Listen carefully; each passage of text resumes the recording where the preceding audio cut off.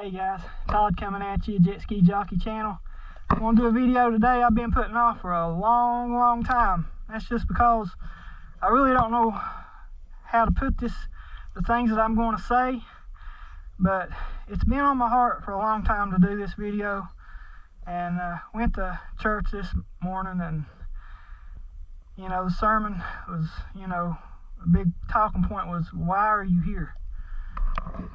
And I feel like it's time to do the why I ride video. So I don't know how long this video is going to be, and I hope I don't ruffle no feathers, step on no toes, but I'm going to tell you this story from my perspective. And like I always say, what rings true for me ain't going to ring true for everybody else. This is just kind of the twilight zone of my life and what I've went through. But I hope you enjoy it. Stay tuned.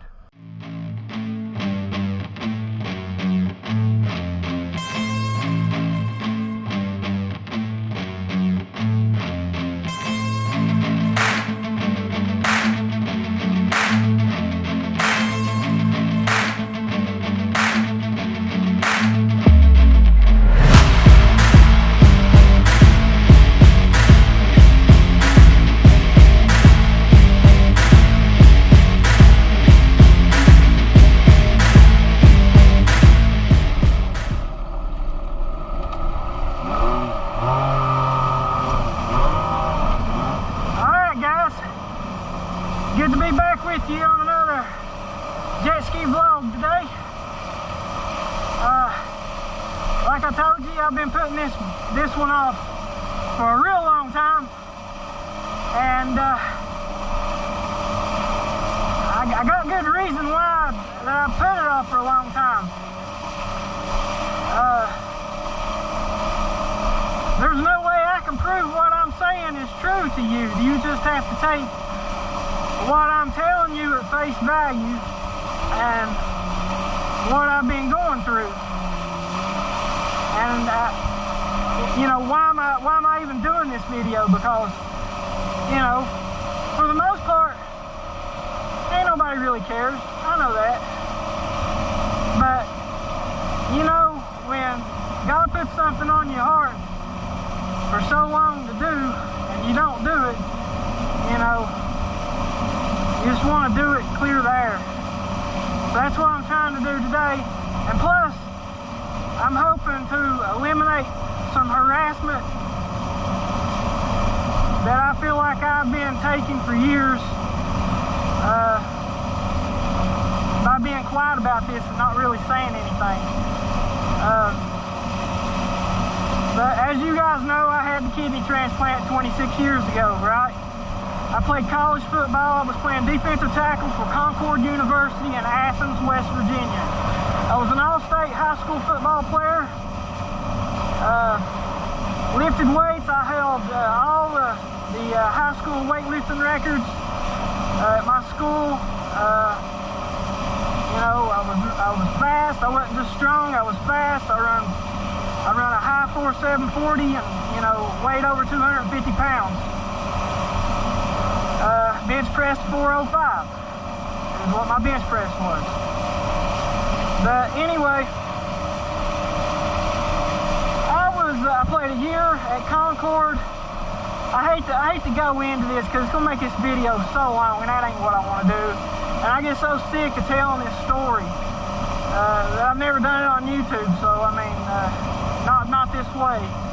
And I'll have to do it again unless you guys want me to make some extra content out of it. You got questions, I'd be willing to do that. But like I said, I was playing football at Concord, played a year, made traveling squad, went through all the away games, got a lot of playing time. Going into spring ball, was projected to be starting defensive tackle. The next year, NCAA comes in, does a drug test, find large amounts of blood in my urine. I go to nephrology. Nephrology orders biopsies. I'm diagnosed with a rare kidney disease called autoimmune IgA nephropathy. That ended the football plan. I worked all those years, and you know, I wasn't having no issues. I mean, I was getting in the groove that spring. I was starting to dominate in practice, and then that come up. And looking back at it now, you know, the stress of losing what I love to do, you know, I started getting these migraine headaches. You know, and mentally, I think things just began working on me. And a year later, they had already, I mean, not a year, well, let's see. They had got me on dialysis. About a year later, I transferred to a different college and tried to go, and ended up having to drop out after a semester. And then I went on dialysis that January. But was on dialysis for about 9 or 10 months. My mom matched up perfectly, gave me a kidney in June of 1997. A negative blood type, so take that for what it's worth, both of us. Now, kidney, you know, I never really had any problems with the transplant. They told me when I had it, it may last 2, 3, 5 years. They didn't seem to project that it was going to last very long. You know, they said your mother's kidney is small. Your creatinine is going to run high. They actually came in and did biopsies on me on the transplanted kidney. I was laying on a table. They took that biopsy needle through the front side and biopsied me. Anyway, I know I got a lot of PTSD and stuff for all. I've had 45 surgeries. I know, you know, woke up being operated on. I don't like to go to the doctor. I don't like to go anymore. But anyway, I gained a lot of weight from prednisone. I ended up gaining up to 350 pounds before I had that gastric bypass in 2012. And that about killed me. I had sepsis. I leaked out of my abdomen. Had a wound vac. Was in a coma for a couple months. They said I died on the operating table 3 times. They done multiple surgeries on me. I was in a coma state the whole time, so I was in different places during those times. Just as I was actually here at this lake, believe it or not, some of those instances. But anyway, that's when I realized there's no death. I mean, the secrets of life and death, and why everything seems to just go on and on. Nothing ever really ends. That's where I lost my fear of death. God showed that to me and put me at rest with all the things that used to believe about death and, you know, living. But anyway, I don't want to get into all that. I'm trying to get to a point with this video, but I gotta paint this picture for you. Like I said, the kidney, it did all right. I was on a lot of medication. The medications is what caused a lot of the problem and issues. I ended up having to have that hip replaced because it caused a bone disease called vascular necrosis in my hip. I actually had to have a knee operation too, a core decompression surgery to help the bone regenerate and grow into my knees was trying to go out. So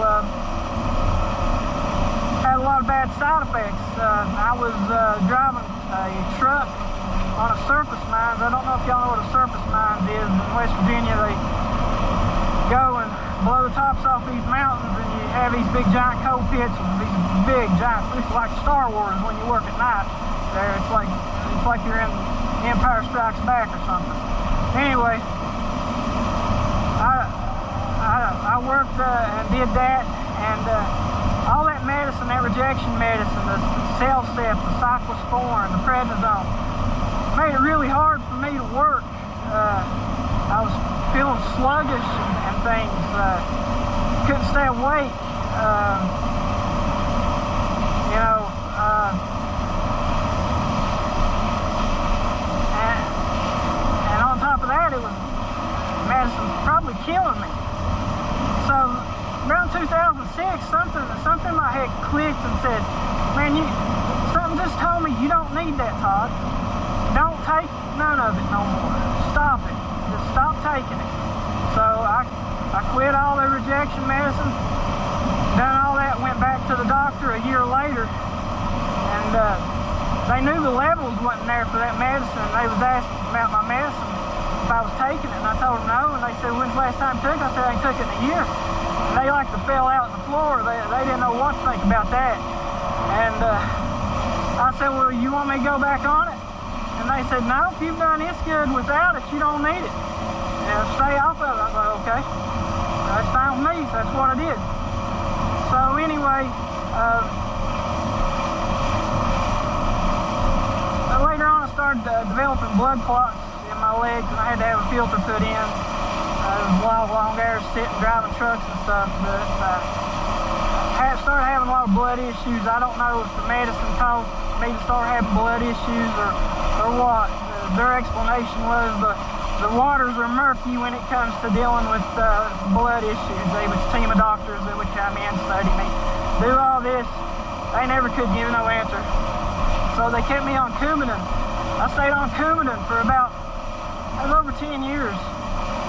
And if you've ever done that, you know that sucks. Having to go in and have those levels checked all the time and bleeding out. I got pneumonia one time and coughed and busted my abdomen and bled out.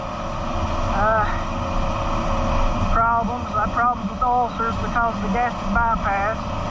I had to have iron infusions because my blood get low. You know, that's why I tell you guys about cold weather riding. That's another reason why I freeze, you know. But anyway, I know I'm going to miss a bunch of stuff that I'm talking about, trying to tell you guys.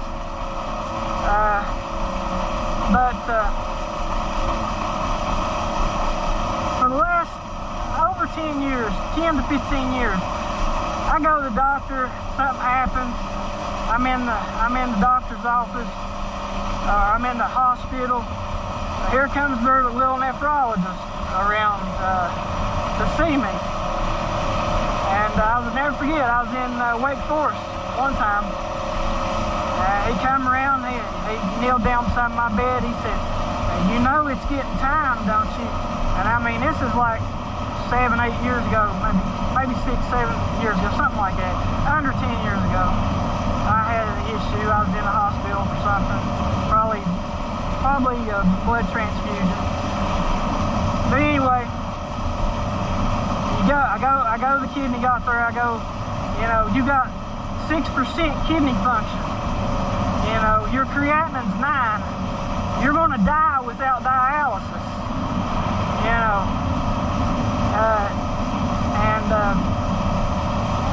the kidney doctor that I have is pretty cool. He's not being bad to aggravate me too bad about it, but he wasn't there last time, and this other guy was in. I believe he's the head over the department, and he said, you know, he just telling me I'm going to die if I don't go on dialysis. And here I'm out here riding this ski. You guys see what I'm doing? I'm not swelling. My blood pressure is not high. Now, it's high when I go to their office and their little machine takes my blood pressure. It gives me a high blood pressure reading. But I go down to the drugstore or I take it manually and it's perfect. I can drink a Red Bull and go, and it's still within good range. Bottom number in the 80s, 120s over 80s after a Red Bull. So, I mean, and I'm not swelling in my feet, my hands, my rings, and you know, you see what I'm doing here. I mean, so what do you do, guys? I'm gonna get your opinion. Do you go off of what their lab work says, or do you listen to God, the Lord and Savior Jesus Christ, and what He tells you? Who are you gonna trust? Especially in this day and age we're in right now. with what's going on. I don't know. I've never been censored on YouTube. Hope I'm not. That thing we all had to do in 2020, I never did that. You know why? Because I knew I done had an autoimmune problem. So, and I'm not scared of death. You know, I'm just not. I'm at peace with death. You know, so, you know, I asked him, I asked the doctor, you know, well, what's going to happen to me? I mean, I'm doing awful good. Am I just going to go to bed at night? And am I going to go to bed one night and not wake up or something? And, you know, you know, I'm like, can I, if I start feeling bad, can't I just let you catheterize me and start dialysis then? I mean, what's the rush? You know what I mean? What's the rush? I mean, see, guys, they don't want to listen to what I have to say. What I'm trying to tell you is my abdomen is completely meshed. I can't do peritoneal dialysis through the stomach because that swells your stomach. All right, well, my left arm has had 17 declots. I'm cut all the way to my armpit. That graft doesn't work anymore. I only got one right arm left. On top of that, I know how dialysis feels. I did it for almost a year. It's no lie. And I don't think I could go through it again. And I don't think it's necessary right now. So I've not got new doctors down here in the area, but you know, I'm gonna show them my YouTube channel, and I want them to watch this video because I don't want to be bugged when I go in for checkups. Now, don't get me wrong, my primary care doctors have been great. I've had great doctors. Dialysis nurses, it's just nephrology. It's just nephrology that seems to give me the issue. The guy that patched up my stomach in Wake Forest has done an awesome job. I took karate. I'm a brown belt in Shotokan karate. I mean, I've been kicked in the stomach. I mean, I've had good doctors. I mean, but when it comes to nephrology, I feel like I'm dealing with the medical mafia. I really do. And I don't want to be negative, and I hope they change their ways. I mean, when I see other people, I wonder if the same thing is going on with them. And I don't want somebody to watch this video. My main issue with always doing this video was I didn't want somebody that was sick with kidney problems to watch it and think that they're me and it's the same thing, because they got to go off of what their heart, what they know and what they feel, and what, you know, the good Lord above says for them to do. You know, to ask for discernment and lead you and guide you. I can say this: I believe He's healed me. I believe I'm healed.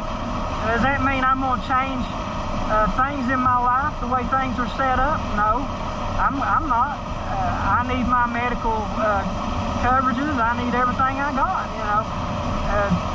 I'm 26 years out on transplant. I laid down, I took the knife, I paid my dues. There you go. Ain't nothing you can do about it. It is what it is. And I don't feel bad about it. So, but I want to quit being harassed. I want to quit being harassed every time.